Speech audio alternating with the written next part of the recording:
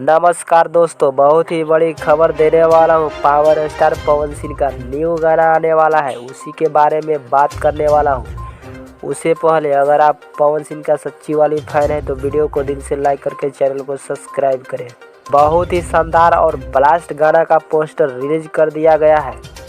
Social media पर इस poster बहुत तेजी से वायरल हो रहा है। इस पोस्टर का नाम है बीच जयमाल पे।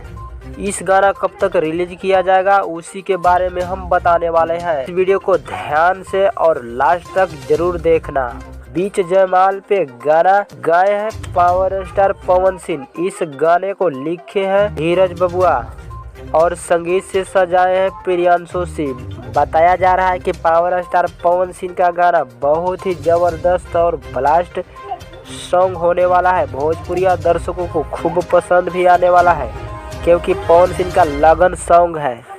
शादी विवाह में यह सॉन्ग ज़्यादा बजने वाला है और पोस्टर पर भी लिखा है। इस गाना को कंफर्म डेट अभी नहीं आया है, लेकिन मीडिया रिपोर्ट के मुताबिक बताया जा रहा है कि 3 से 4 दिन में आ जाएगा ये गाना शुभ लाभ के यूट्यूब चैनल पर।